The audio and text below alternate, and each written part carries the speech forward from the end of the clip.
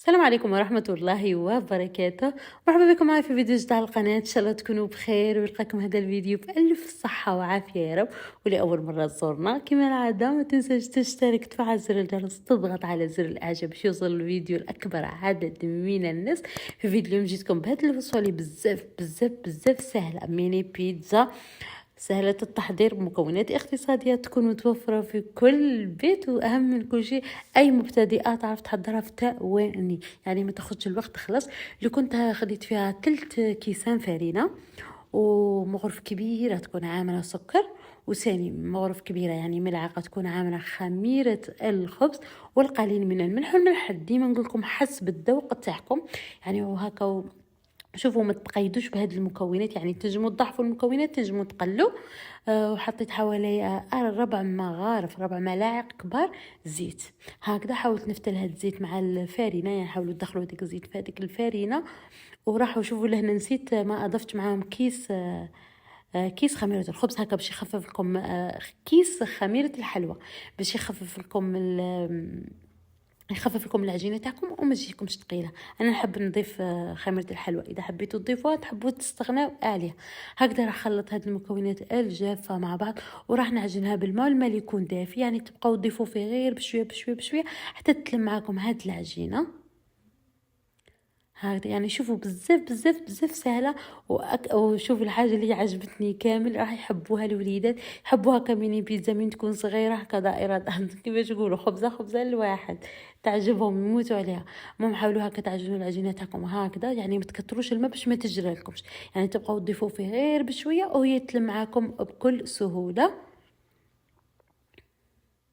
هكذا تبقاو تلموا فيها. شوفوا العجينه باش تجيكم خفيفه وتجيكم شابه وهايله. في الاخير لهنا بعد ما نعجنوها كامل راح نضيفوا لها ملعقه زبده، اللي تكون زبده عادي، تكون لينه طريه، ما تكونش دايبه وما تكونش قاصحه، يعني طريه. ضيفوها للعجينه تاعكم، حاولوا تدلكوها غايه حتى تدخل هذيك العجينه، حتى تدخل هذيك الزبده في العجينه تاعكم، وتغطوها وتخلوها تتخمر على راحتها. شوفوا شحال ضفت لها، درت لها حوالي ملعقه كبيره هكذا. حاولوا تدخلوها مليح في شوفوا من الاول راح كامل تتقطع لكم، بصح بشويه بشويه شويه حتى تلم معاكم عادي بكل سهوله.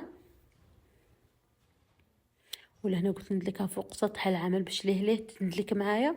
وتاني هذيك الزبده تدخل كامل في العجينه تاعنا. يعني شوفوا اي عجينه نضيفوا لها الزبده في الاخير راح تجي بزاف هايله، وتجي خفيفه وهشيشه هكا، وتجي قطنيه، تجي هكا خفيفه من الداخل، تحسبوا مثل ما راكمش تاكلوا في العجين اخلاص. هكذا بعد ما دخلت كامل هذيك الزبده في العجينه تاعنا راح نغطيها ونخليها تخمر على راحتها، ونروح نحضروا مع بعض صلصه الطماطم اللي كانت بزاف سهل، يعني اي وحده تنجم تحضرها بكل سهوله.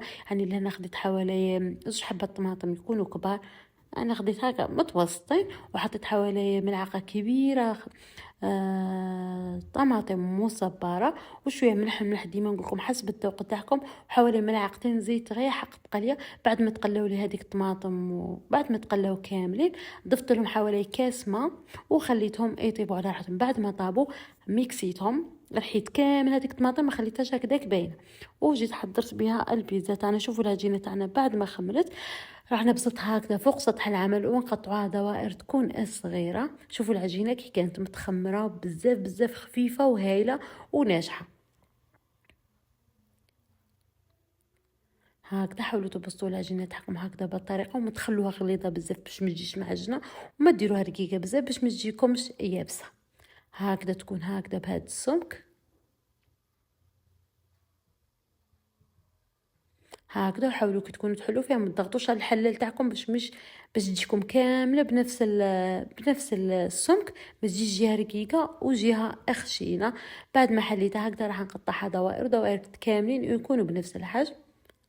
هكذا شوفوا السمك تاعها، يعني شوفوا راح تتخمر لكم تاني من ندخلوها في الفرن راح تتخمر. يعني شوفوا حطينا خميره الخبز وحطينا خميره الحلوى، يعني راح تتخمر لكم وما راح تتخمر بزاف، راح تجيكم هذيك هي في السمك تاعها. هكذا بعد ما قطعتهم حطهم في الصينيه يكون دهنتها من قبل اكيد، باش من بعد من ندخلوهم يطيبوا ما يسقولكمش في الصينيه تاعكم. بهذا الوقت تكونوا مشعلين الفرن تاعكم من الفوق ومن تحت، يعني يكون مشعل على نار معتدله. هكذا. ميم كي تدخلوا هاد البيتزا تاعكم ما تنقصوش النار، خلوها تكون نار معتدله من التحت ومن الفوق هكا باش طيب ميم هذاك الجبن يذوب لكم. لهنا بعد ما كامل قطعت هذوك الدوائر تاعنا، حاولت هكا نعملها ثقوب هكذا بهذه الطريقه. وراح نضيف صلصه الطماطم اللي كنت حضرتها معكم بعد ما قلت لكم رحيتها كامل ميكسيتها. هاك تحاولوا تحطوا غير في الوسط هاكا حاولوا ما تخلوش الطماطم هاكا تتكب لكم هكذا على الجنب باش ما يلصقولكمش من بعد في الصينيه تاعكم. شوفوا جو بزاف بزاف هايلين، واهم حاجه قلت لكم يحبوا يموتوا على هاد البيتزا من نحضر لها لهم. تعرفوا الاولاد زعما ماشي اي حاجه ياكلوها، ما يحبوش طواجن، ما يحبوش ما يحبوش طواجن، ما يحبوش ياكلوا الخضر، ما يحبوا بصح البيتزا يموتوا عليها، خاصه من تكثروا لها الاجبان. هكذا بعد ما حطيت كامل طماطم راح نحط الجبن البيتزا، يعني اي جبن يكون متوفر عندكم. انا ديما نستعمل نابولي. هكذا حاولوا كامل تحطوا فوق العجينه تاعكم. قلت لكم في هذا الوقت تكونوا مشعلين الفرن تاعكم باش من تدخلوها الطيب يذوب لكم ليه هذاك الجبن من تكون الفرن سخون.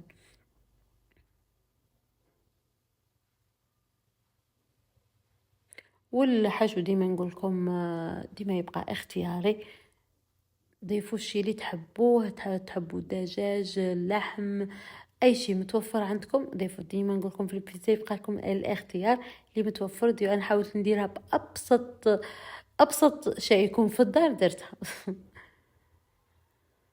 هكذا كانت متوفره فلفل حلو تاني حطيتها وزيتون اسود، يعني تعرفوا البيتزا تحب الزيتون هذا الكحل. هكذا ودخلتها في الفرن طيب النار يكون مشعلة من الفوق ومن تحت، وخليها طيب على راحتها. بعد ما تحمر خرجوها.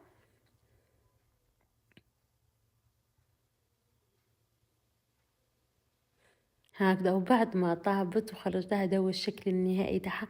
شوفوا تجي بزاف بزاف بزاف هايله وتشهي. واهم من كل شيء قلت لكم العجينه تاعها تجي خفيفه وقطنيه ريشه، ما تجيش متعجنه. خلاص راح نقسم معكم حبه نشوفها مع بعض. نشوفوا الشكل تاعها تجي بزاف بزاف هايله. هاد الوصفه عندي بزاف ملي حضرتها وما كانش عندي الوقت اني نعملها مونتاج تا اليوم. شوفوا الشكل تاعها يجي بزاف هايل ويجوا هكا صغار وبنان. راح نقسم معكم هاد الحبه نشوفوها مع بعض. تكون العجينه تجي خفيفه خفيفه خفيفه خفيفه، ممكن عملنا لها داك الثقوب ما تخمرتش بزاف وما تجيكمش معجنه خلاص. شوفوا تجي خفيفه وقطنيه من الداخل. المهم وصلنا لنهايه هذا الفيديو، شكرا لكم بزاف بزاف على المشاهده.